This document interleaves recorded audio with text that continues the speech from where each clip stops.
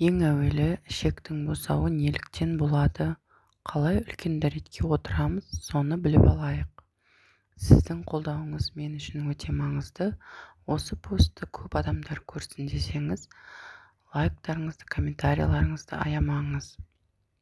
Әдетте ішектің босауы адам ұйқыдан оянған кезде вертикальды қалыпта қимыл қозғалыс белсенділігі артып, ішек қабырғасының itергіш бұлшықеттерінің жиырылуы күшейгеннен дәрет массаларының тік ішекке жылжуынан болады. Түні бойы жиналған дәрет тік ішектің төменгі сезімтал бөліктеріне басады.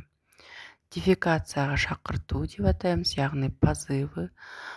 Дәрет тік ішекке түсіп, оны созып, кілегей қабатындағы нерв талшықтарын қоздырған кезде пайда болады. Дені сау адамда бір түн ішінде жіңішке ішектің құрамы тоқ ішекке толығымен ауысады және дәрет массаларының қалыптасуы аяқталады. Сонымен қоса таңертең ішек босауына дефекацияға асқазан ішек рефлексі әсер етеді. Яғни тамақ асқазанға түскенде тоқ ішектің рефлекторлы жиылуы күшейеді де дәрет тік ішекке жылжиды.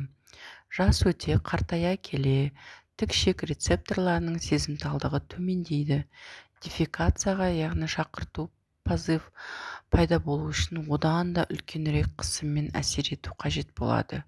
Өте ауыр науқастар, ұзақ уақыт төсек тартып жатқан адамдарда қимыл қозғалысының аздығынан ішектің босауы жағынан қиындық көреді. Қорытындылайтын болсақ, ішектің жұмысын жақсарту үшін таңертең ерте тұру, уақытында тұру, төсектен бұрын тұрып кету, қимыл қозғалысты көбейту керек. Серуендеу, жаяу жүру, таңертең жүгіру, велосипед тебу, суда жүзу және тағы басқа физикалық спортпен айналысу қажет. Барлығы өзіңіздің қолыңызда. Ал сіз ішектің жұмысын жақсарту үшін не істейсіз?